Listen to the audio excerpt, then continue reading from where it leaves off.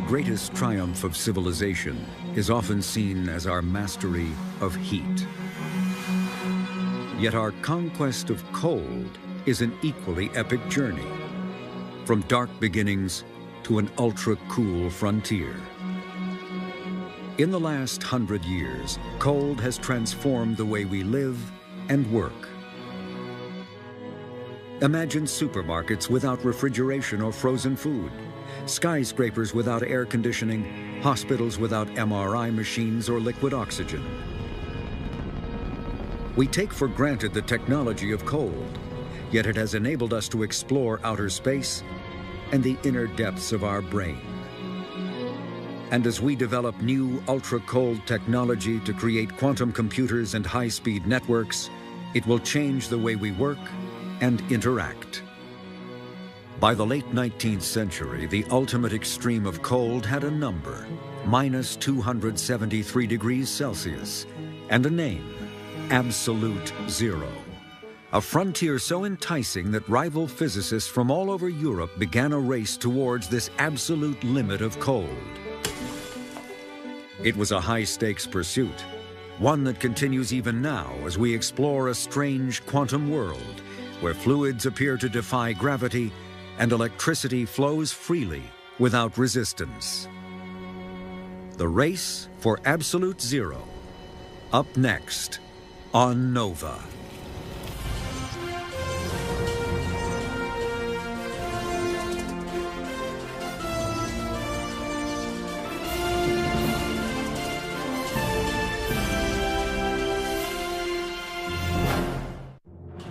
Major funding for NOVA is provided by David H. Koch and Discovering New Knowledge. HHMI. Major funding for Absolute Zero is provided by the National Science Foundation, where discoveries begin. Additional funding is provided by the Alfred P. Sloan Foundation to portray the lives of men and women engaged in scientific and technological pursuit. Major funding for NOVA is also provided by the Corporation for Public Broadcasting and PBS viewers like you. Thank you.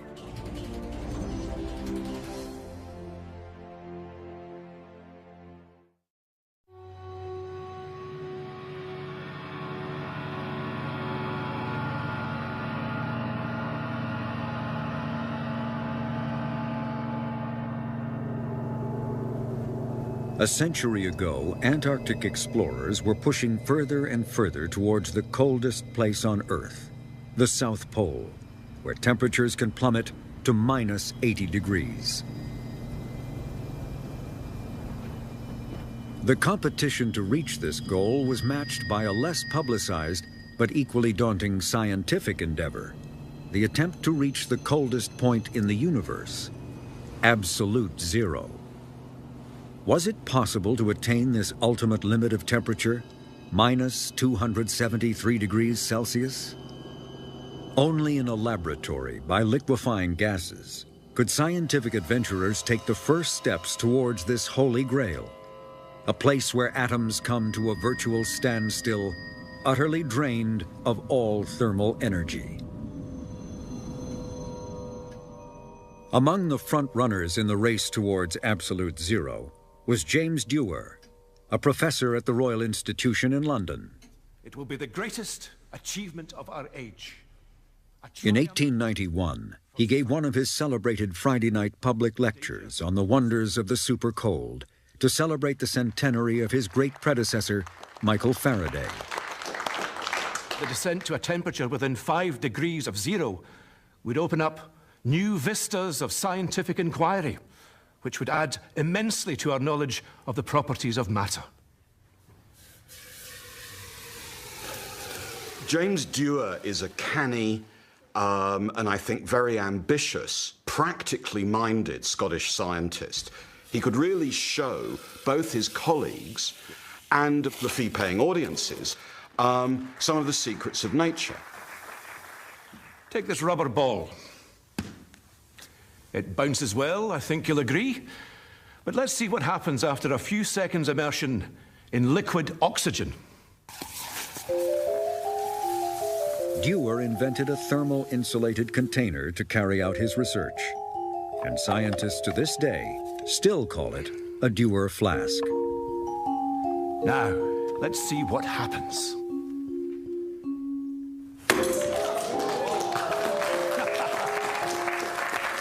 This phantasmagoric aspect of science always helped science to be accepted by the public. Though it is a little mystifying, it did play a role of having society, having the public accept that these weird people in the laboratories are doing truly interesting, if not magical things.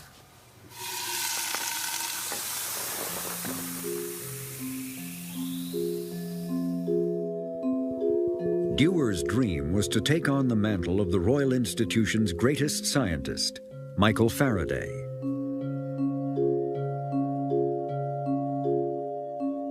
"70 years earlier, Faraday had done experiments showing that under pressure, gases like chlorine and ammonia liquefy. He was curious to see if this method of pressurizing gases into liquids could be used for all gases. But some, what he called the permanent gases, oxygen, nitrogen, hydrogen, would not liquefy, no matter how much pressure he applied. So he abandoned this line of research. Faraday's was a mind full of subtle powers, of divination into nature's secrets.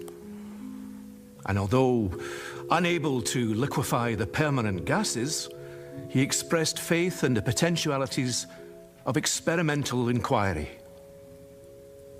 The lowest point of temperature attained by Faraday was minus 130 degrees centigrade. It was not until 1873 that a Dutch theoretical physicist, van der Waals, finally explained why these gases were not liquefying. By estimating the size of molecules and the forces between them, he showed that to liquefy these gases using pressure, they each had to be cooled below a critical temperature. At last he had shown the way to liquefy the so-called permanent gases was to cool them.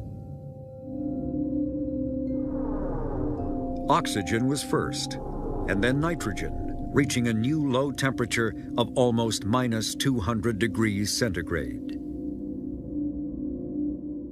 Only the last of the permanent gases remains to be liquefied. Hydrogen, in the vicinity of minus 250 degrees centigrade. It will be the greatest achievement of our age, a triumph of science. Dewar was determined to be the first to ascend what he called Mount Hydrogen, but he was not alone.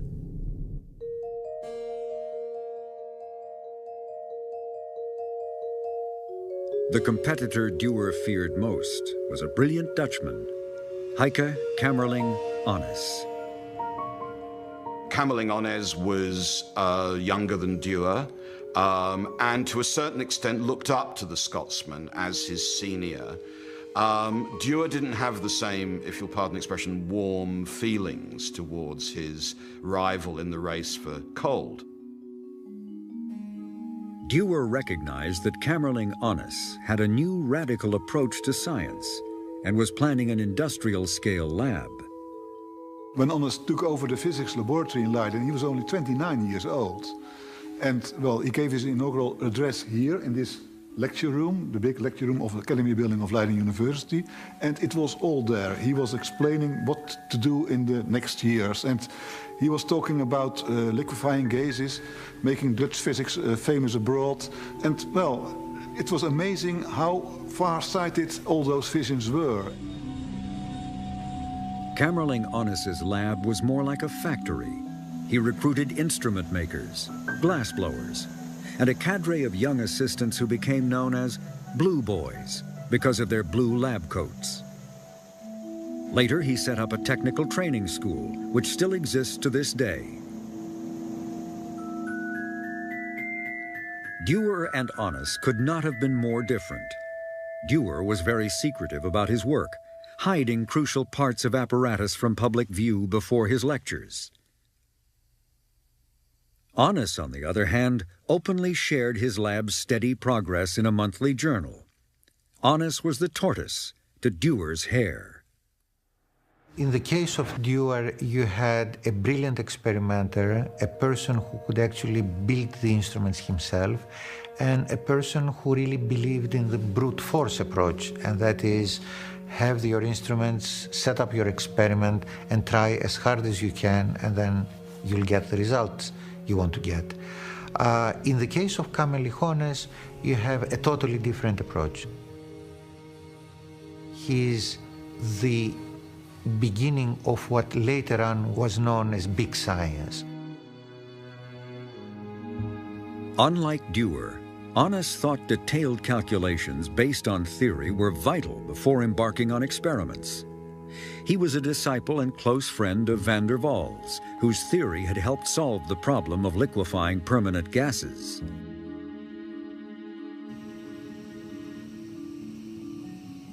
Though their approaches were different, Kamerlingh Onnes and Dewar used a similar process in their attempts to liquefy hydrogen.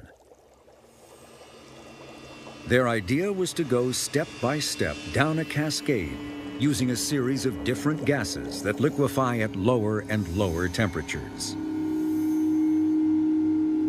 By applying pressure on the first gas and releasing it into a cooling coil submerged in a coolant, it liquefies.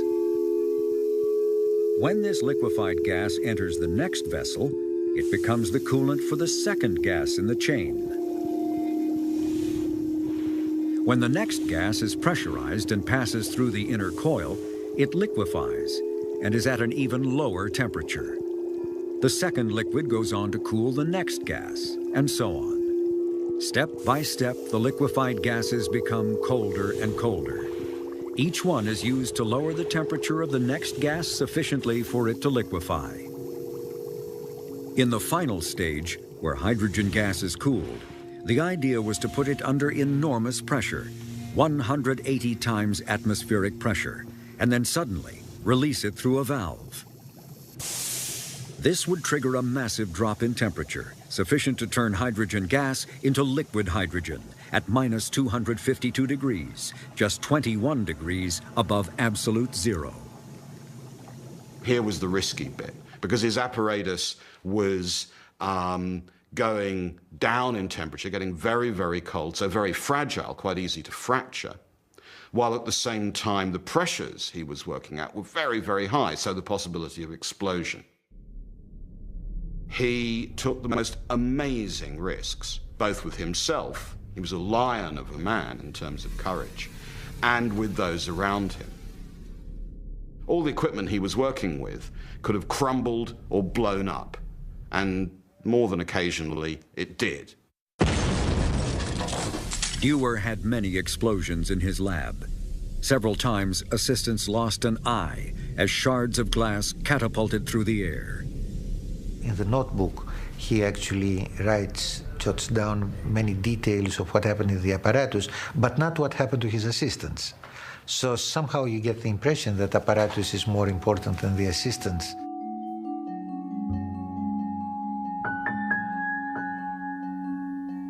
Over in Leiden, Onnes was facing anxious city officials who were so worried about the risk of explosions that they ordered the lab to be shut down.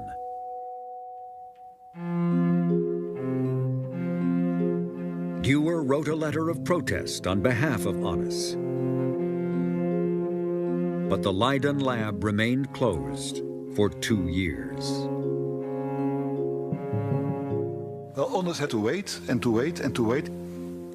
Dewar was already starting with liquefying hydrogen, and Onnes had the apparatus to do so too, but it just couldn't start, so we had lost the battle before it was even begun.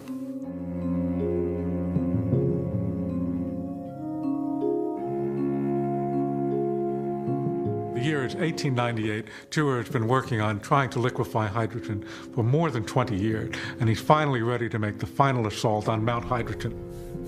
By using liquid oxygen, they brought down the temperature of the hydrogen gas to minus 200 degrees Celsius. They increased the pressure till the vessels were almost bursting, and then opened the last valve in the cascade. Shortly after starting, the nozzle plugged, but it got free by good luck. And almost immediately drops of liquid began to fall, and soon accumulated 20 cubic centimeters. Dewar had liquefied hydrogen, the last of the so-called permanent gases. To prove it, he took a small tube of liquid oxygen and plunged it into the new liquid.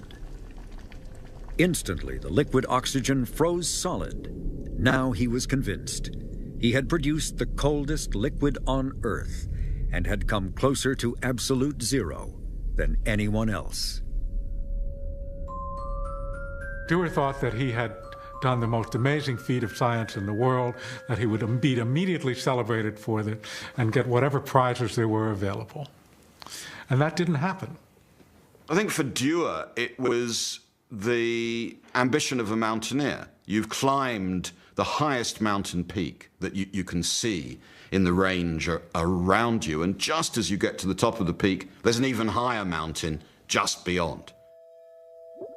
That new mountain was helium, a recently discovered inert gas that was originally thought only to exist on the sun.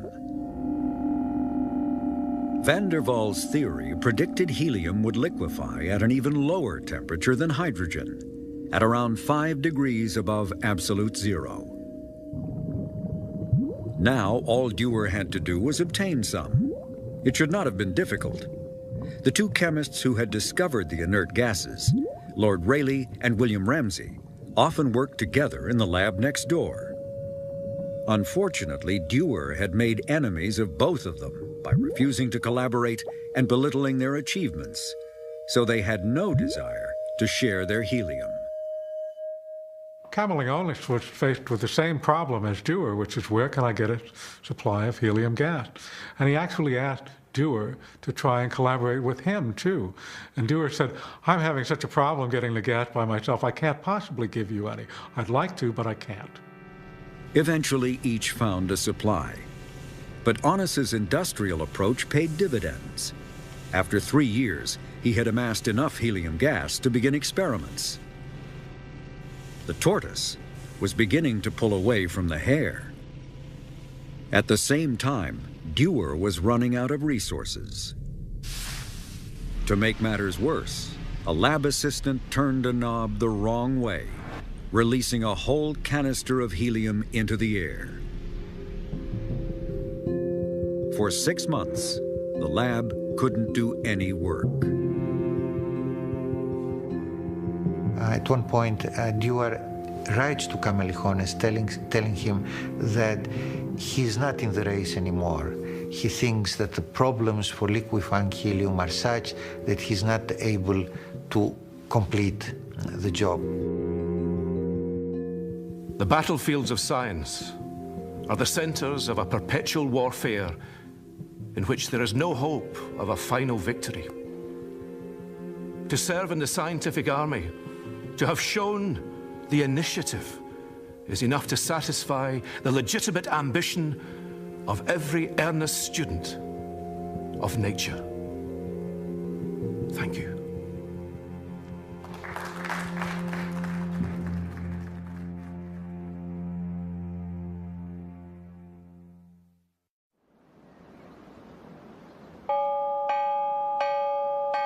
In the summer of 1908, Onnes summoned his chief assistant Flim from across the river.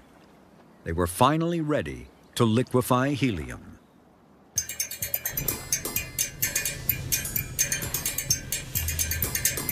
At 5:45 on the morning of July the 10th, he assembled his team at the lab.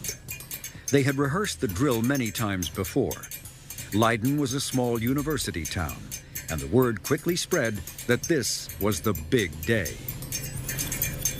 It took until lunchtime to make sure the apparatus was purged of the last traces of air. By 3 in the afternoon, work was so intense that when his wife arrived with lunch, he asked her to feed him so he didn't have to stop. At 6:30 in the evening, the temperature began to drop below that of liquid hydrogen. But then, it seemed to stick.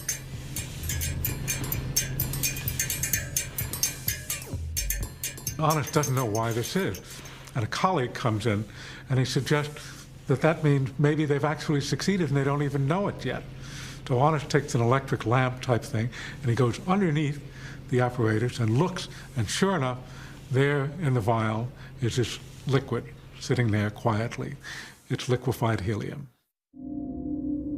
They had reached minus 268 degrees Celsius, just 5 degrees above absolute zero, and finally produced liquid helium. This monumental achievement eventually won Honest the Nobel Prize. When James Dewar heard that he had lost the race to Kamerlingh Onnes, it reignited a festering resentment. Dewar berated his long-suffering assistant Lennox for failing to provide enough helium. Only this time, Lennox had had enough. He walked out of the Royal Institution, vowing never to return until Dewar was dead. And he kept his word. For Dewar, it was the end of his low-temperature research.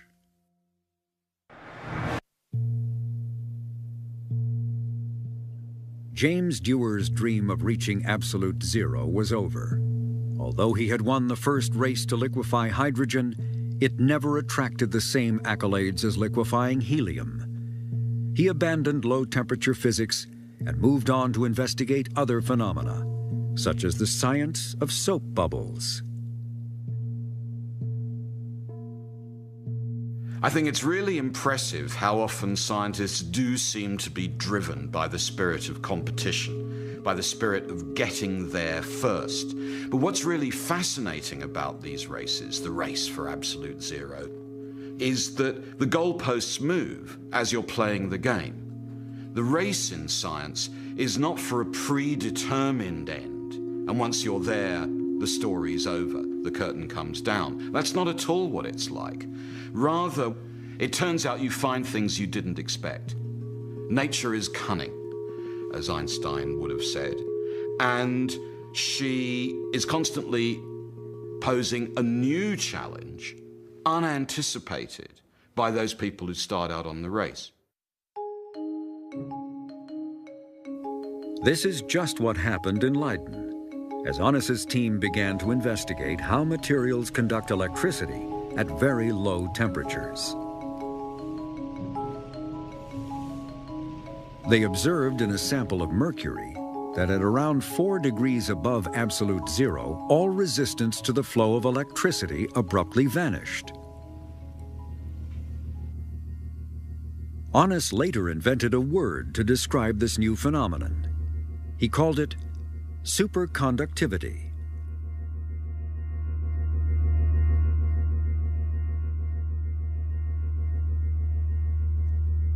We have a circular ring of permanent magnets which are producing a magnetic field. And now when we put a superconducting puck over it and give it a little push, the magnetic field repels the superconductor.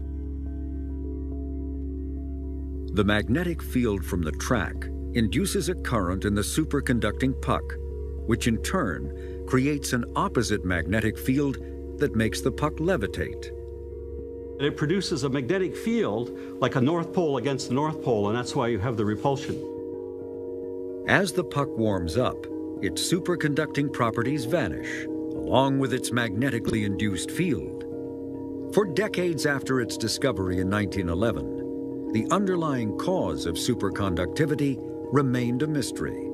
Every major physicist, every major theoretical physicist had his own theory of superconductivity. Everybody tried to solve it, but it was unsuccessful. There were more surprises ahead. In the 1930s, another strange phenomenon was observed at even lower temperatures. This rapidly evaporating liquid helium cools until at 2 degrees above absolute zero, a dramatic transformation takes place. Suddenly, you see that the bubbling stops, and that the surface of the liquid helium is completely still. The temperature is actually being lowered even further now, but nothing particularly is happening. Well, this is really one of the great phenomenon in 20th century physics. The liquid helium had turned into a superfluid, which displays some really odd properties. Here I have a beaker with an unglazed ceramic bottom of ultrafine porosity. Ordinarily, this container with tiny pores can hold liquid helium. But the moment the helium turns superfluid, it leaks through.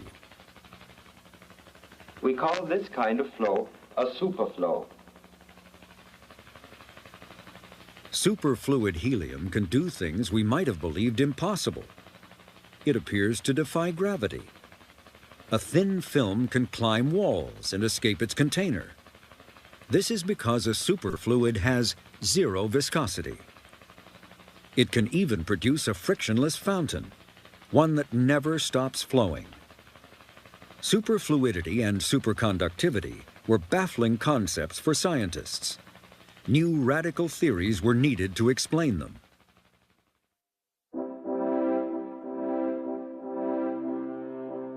In the 1920s, quantum theory was emerging as the best hope of understanding these strange phenomena. Its central idea was that atoms do not always behave like individual particles. Sometimes they merge together and behave like waves. They can also be particles and waves at the same time. Even for great minds like Albert Einstein, this strange paradox was hard to accept. In 1925, a young Indian physicist, Satyendra Bose, sent Einstein a paper he'd been unable to publish. Bose had attempted to apply the mathematics of how light particles behave to whole atoms. Einstein realized the importance of this concept and did some further calculations. He predicted that on reaching extremely low temperatures, just a hair above absolute zero, it might be possible to produce a new state of matter that followed quantum rules. It would not be a solid or liquid or gas. It was given a name almost as strange as its properties: a Bose-Einstein condensate. For the next 70 years, people could only dream about making such a condensate, which has never been seen in nature. Matter can exist in various states. Atoms at high temperature always form gases. If you cool the gas, it becomes a liquid. If you cool the liquid, it becomes a solid. But under certain circumstances, if you cool atoms far enough to extremely low temperatures, they undergo a very strange transformation. They undergo an identity crisis. So let me show you what I mean by an identity crisis. When you go to low temperatures, the quantum mechanical properties of the atoms become important. These are very strange, very unfamiliar to us, but in fact, each one of these atoms starts to display wave-like properties. So instead of points like that, you have little wave packets like that moving around. It's really difficult for me to explain just why that is, but that's the way it is.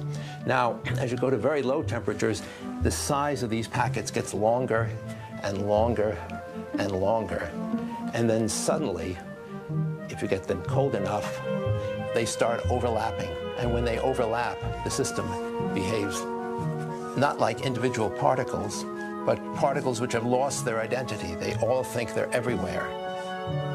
This little wave packet over here can't tell whether it's this one or that one or that one or that one or that one or that. It's there and it's there and it's there. They're all in one great big quantum state. They're all overlapping. They're all doing the same thing. And what they're doing, to a good approximation, is they're simply sitting at rest. This Bose-Einstein condensate is very difficult to imagine or to visualize. I can imagine what it's like to be an atom running around gaily, freely, bouncing into things, sometimes going fast, sometimes going slow. But on the Bose condensate, I'm everywhere at once. I've lost my identity. I don't know who I am anymore. I'm at rest, and all the other atoms around at rest, but they're not other atoms around. We're all just one great big quantum system. There's nothing else like that in physics, and certainly not in human experience. So just to think about this causes me wonder and confusion.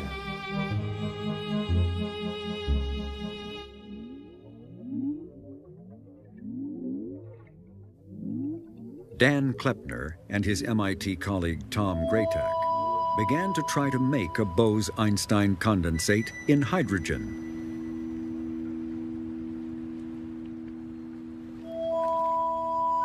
As we started out the search for Bose-Einstein condensation, our enthusiasm grew because hydrogen seemed like such a wonderful atom to use. It had everything going for it. It had its light mass.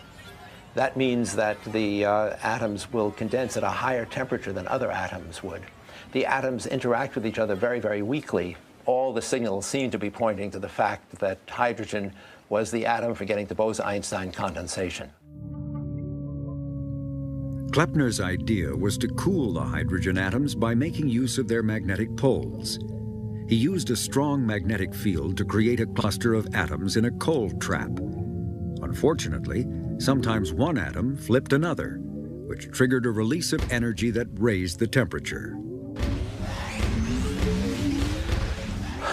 It was a frustrating time for us because our methods were so complicated, we were having a hard time moving forward. Now others decided to take up the challenge. Two physicists from MIT met in Boulder, Colorado, and came up with a different approach to the problem. Rather than focusing on the lighter atoms of the periodic table, they hit upon the idea of using much heavier metallic atoms, like rubidium and cesium. But would using these giants enable them to reach closer to absolute zero? The idea in the field in those days was that the light things like hydrogen and lithium would be easier. And there were some good reasons for thinking that, but we had other ideas. Yeah, sort of gut intuition in some sense. Their plan was to use a laser beam to cool the atoms, a technique that had already been tried by physicists at MIT. Lasers are usually associated with making things hot, but if they are tuned to the same frequency as atoms traveling at a particular speed, lasers can cool them down. When the stream of light particles from the laser hits the selected atoms in the gas cloud, they slow down and become cold.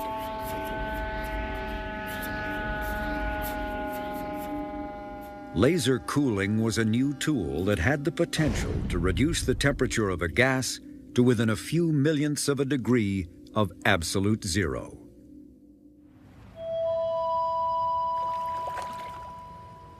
But Cornell and Wyman were not the only ones excited by this prospect. A new scientist had arrived at MIT.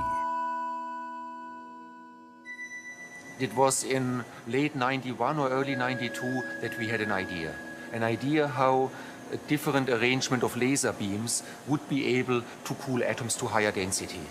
And it worked. And this was really a trigger point. I will never forget the excitement in those group meetings when we discussed what do we next. Because with higher density, there are many things you can do. Could we now push to Bose-Einstein condensation?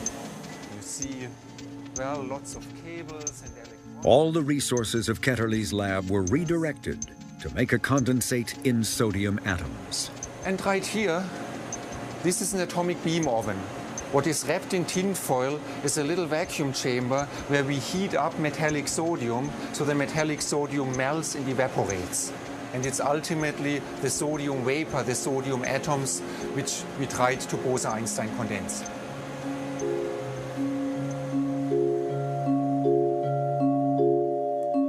MIT, Boulder, and several other labs were chasing the same goal. It had echoes of the race to produce liquid helium almost a century earlier. As I tell my students today, anything worth doing is worth doing quickly because science moves on and we're all mortal and you want to do things. While MIT was installing its sophisticated lasers, Carl Wyman's approach was small is beautiful. In some cases, he was ripping open old fax machines and taking out the little chip inside that made the laser and showed that you could take these lasers and put them into a home-built piece of apparatus, stabilize the laser, and use them to do spectroscopy and laser cooling. This is actually our first, what's called the vapor cell optical trap. You can see it's kind of this old cruddy thing, pulled together glass, where we could send laser beams in from all the different directions and have just a little bit of the atoms we wanted to cool. As well as bombarding the atoms with lasers, they also trapped them in a strong magnetic field. We would try this sort of magnetic trap, that sort of magnetic trap, this sort of imaging, that sort of imaging, that sort of cooling. All those things we could do without building a whole new chamber each time. We tried literally 4 different magnetic traps in 4 years, instead of having a 3 or 4 year construction project for each one. By being fast and flexible, the Boulder Group hoped to beat their old lab at MIT. But MIT had its own plans. There was a sense of competition, but it was what I would call friendly competition. I mean, can you imagine 2 athletes? They are in the same training camps, they help each other, they even give tips to each other, but then when it comes to the race, everybody wants to be the first. The rival groups were both using magnetic trapping and lasers to cool their atoms. But for the final push towards absolute zero, to turn these atoms of gas into the quantum state Einstein had predicted, they needed one more cooling technique: evaporative cooling. It's just like with this coffee. The steam coming off the coffee is the hottest of the coffee molecules escaping and carrying away more than their fair share of energy. In the case of the atoms, we keep the atoms in a sort of magnetic bowl, and we confine the atoms there. They zoom around inside the bowl, and then the hottest ones have enough energy to roll up the side of the bowl and fall over the edge, slop over the edge, taking away with them much more than their fair share of energy, and the atoms that remain have less and less energy, which means they move slower and slower and start to cluster near the bottom. And as that happens, we gradually lower the edges of the magnetic trap, and always so there's just a few atoms that can escape, until finally the remaining atoms cluster near the bottom of the bowl, huddled together. They get colder and colder and denser, and eventually in this way evaporation forces the Bose-Einstein condensation to occur.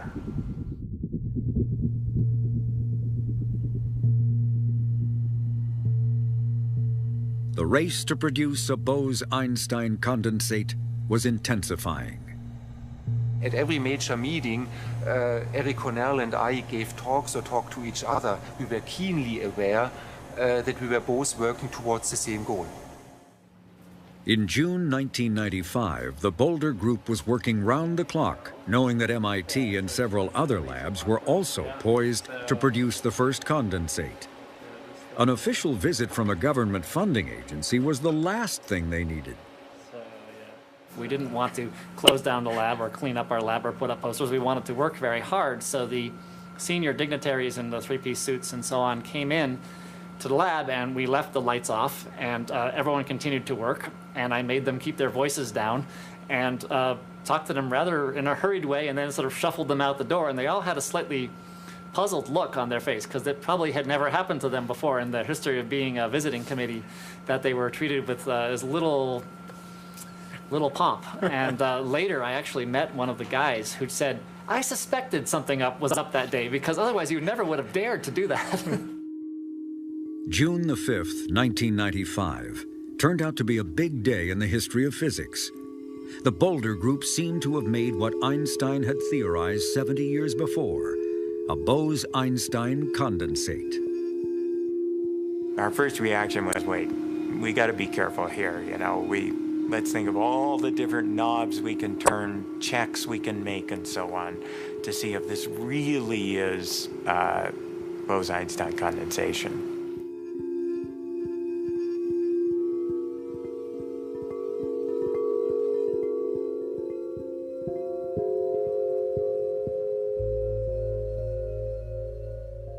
condensate is sort of like a vampire. If the sunlight even once falls on it, it's dead.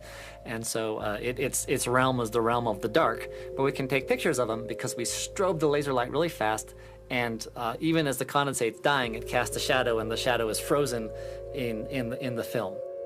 At a temperature of 170 billionth of a degree above absolute zero, Wyman and Cornell created a pure Bose-Einstein condensate in a gas cloud of just 3,000 atoms of rubidium, the first in the universe, as far as we know. One of the first things you need to understand about Bose-Einstein condensation is how very, very cold it is. Where we live at room temperature is far above absolute zero on this scale.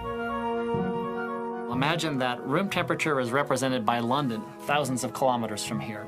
Then on that scale, if we imagine right here where I'm standing in Boulder is absolute zero, the coldest possible temperature, then how close are we to absolute zero? If we think of London as being room temperature and right where I am is absolute zero, then Bose-Einstein condensation occurs just the thickness of this pencil lead away from absolute zero. Within months of the Boulder Group's success, Wolfgang Ketterle produced an even larger condensate from 500,000 sodium atoms, slowed down to a virtual standstill, causing their wave functions to overlap to produce an entirely new state of matter. At last, quantum mechanics was more than just a theoretical construct. It was something that could be seen with the naked eye. Cornell, Ketterle, and Wyman shared the Nobel Prize for Physics in 2001. One of the things the Nobel Prize means, and the ceremony means, that everybody remembers Eric's the person who forgot to bow to the king. There was a breakdown of protocol on my part. There was no excuse because they actually drill us. It's more like you have a series of rehearsals practicing how to bow to the king, and I somehow managed to bollocks it up at the last possible moment.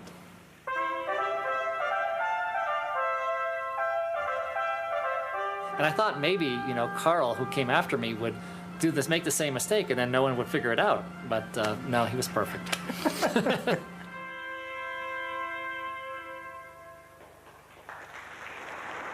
I heard about the Nobel Prize when I was woken up by a telephone call, which was at, I think, 5:30 in the morning. So you wake up, you go to the telephone, and somebody tells you, congratulations, you've won the Nobel Prize. You're still tired, your brain is not fully functional, but you realize this is big, and what you feel is pride for MIT, your collaborators, for yourself. It's wonderful to see that your work gets recognized and acknowledged in this way. Like any great adventure, the pursuit of science offers no guarantee of success. But for the godfather of ultra-cold atoms, persistence eventually paid off. In 1998, after 20 years of struggling to obtain a condensate in hydrogen, Dan Kleppner finally succeeded. For a few fleeting moments, his dream came true. Of course, we were delighted, and I think everyone was delighted, because we'd been working on it for so long. It's kind of embarrassing to have this group which helped start the work and was working away there fruitlessly while everyone was enjoying success. When we got it, everyone was happy. To see that an effort which lasted for 20 years, which took so much patience, frustration, and tenacity, to see that succeed is just emotional, it's liberating. I will never forget this standing ovation which Dan Kleppner received at the Varenna Summer School when he announced Bose-Einstein condensation in hydrogen. Everybody just got up and it was sort of like an opera where everybody just cheered and people were crying, and because everybody realized that they had finished the race, but too late, and it wasn't going to work out, but in some sense they had really stimulated the whole field, so it was a very moving moment. For the pioneers who had realized Einstein's dream and created condensates, it was the end of an extraordinary decade of physics. Now there was a new challenge, to work out what to do with them. At Harvard, a Danish scientist, Lena Howe, had the idea of using a condensate to slow down light. We all have this sense, light is something that nothing goes faster than light in vacuum. And if somehow we could use this system to get light down to, to a human level, I thought that was just absolutely fascinating.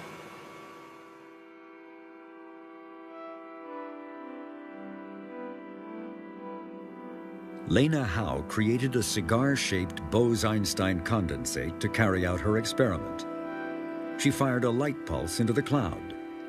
The speed of light is around 186,000 miles per second, but when the pulse hits the condensate, it slows down to the speed of a bicycle. So light pulse might start out being 1 to 2 miles long in free space. It goes into our medium.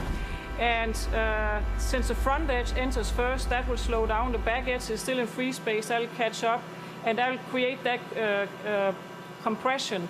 And it'll end up being compressed from 1 to 2 miles down to 0.001 micron, or even smaller than that.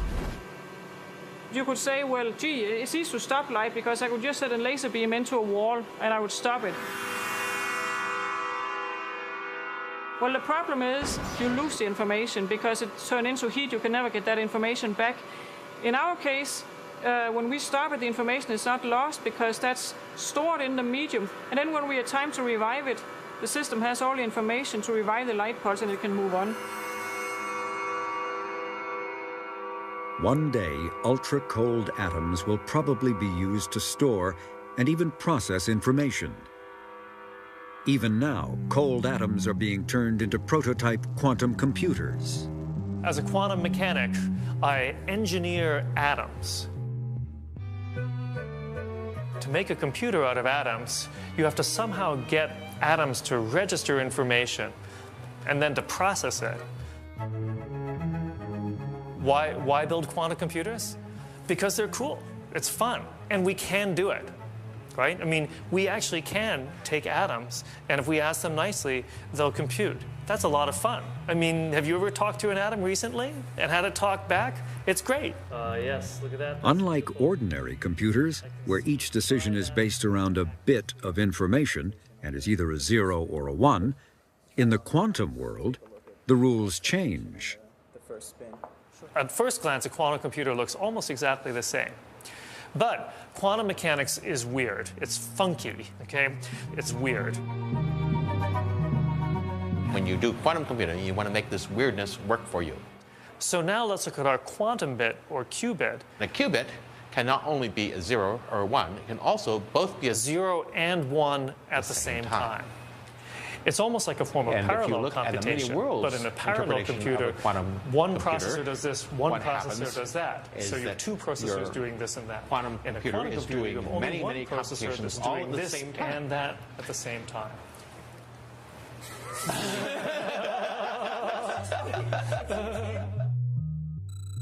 Today, computers are limited in the amount of information they can handle by the heat and number of the circuits. Here, within a giant Dewar flask, lies a prototype quantum computer surrounded by its supercooled, superconducting magnet. In the future, quantum computing could be used to predict incredibly complex quantum interactions, such as how a new drug acts on faulty biochemistry,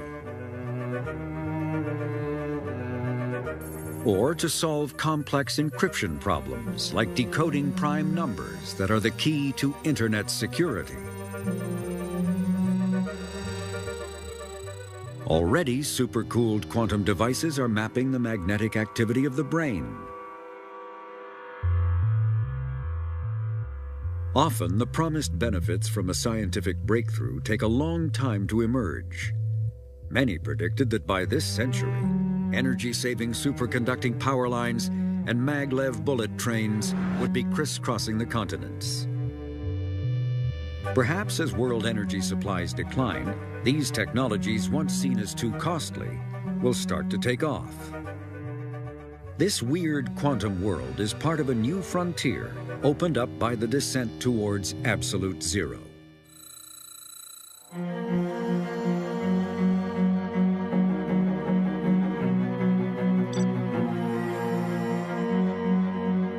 It's been a remarkable journey for scientists into unknown territories, far beyond the narrow confines of Earth.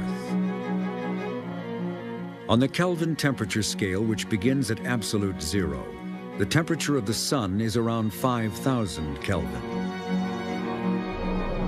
At 1,000 Kelvin, metals melt. At 300, we reach what we think of as room temperature. Air liquefies at 100 Kelvin. Hydrogen at 20. Helium at 4 Kelvin. The deepest outer space is 3 degrees above absolute zero. But the descent doesn't stop there. With ultra-cold refrigerators, the decimal point shifts 3 places to a few 1,000ths of a degree. And laser cooling takes it down 3 more places to a 1,000,000th of a degree, the temperature of a Bose-Einstein condensate. With magnetic cooling, we shift 4 more decimal places until we reach the coldest recorded temperature in the universe, created at a lab in Helsinki, 100 picokelvin, or 1/10 of a 1,000,000th of a degree above absolute zero. So, will it ever be possible to go all the way, to reach the holy grail of cold, 0 Kelvin? Getting to absolute zero is tough. Nobody's actually been there at absolute 0.000000 with an infinite number of zeros. That last little tiny bit of heat becomes harder and harder to get out. And in particular, the timescales for getting it out get longer and longer and longer, the smaller and smaller the amounts of energy involved. So eventually, if you're talking about extracting an amount of energy that's sufficiently small, it would indeed take the age of the universe to do it. Also, you actually need an apparatus the size of the universe to do it, but that's another story. Absolute zero may be unreachable, but by exploring further and further towards this ultimate destination of cold, the most fundamental secrets of matter have been revealed. If our past was defined by our mastery of heat, perhaps our future lies in the continuing conquest of cold.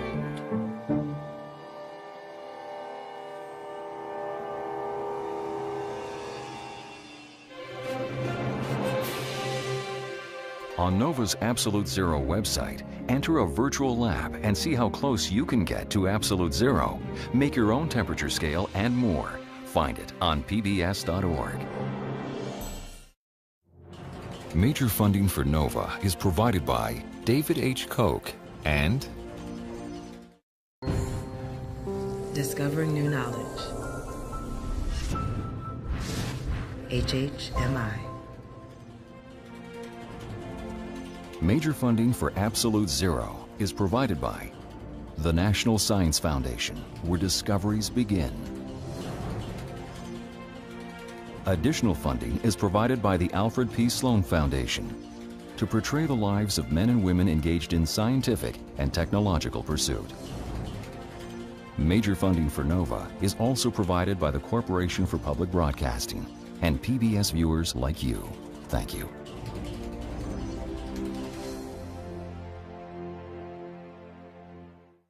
Next time on NOVA, a powerful medical detective story. Here are humans doing things that they're not meant to be doing. Several children who walk on their hands as well as their feet. In a way which no adult humans have walked for 2-3 million years. What can we learn from one extraordinary family's fate? This was potentially dynamite.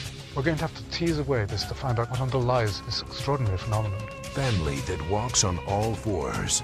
Next time on NOVA.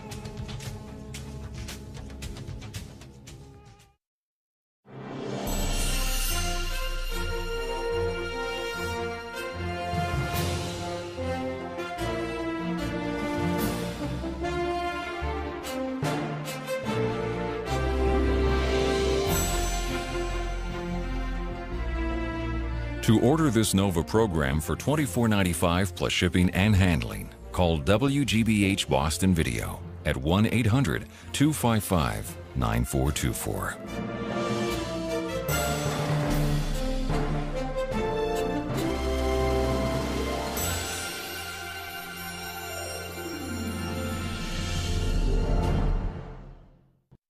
NOVA is a production of WGBH Boston.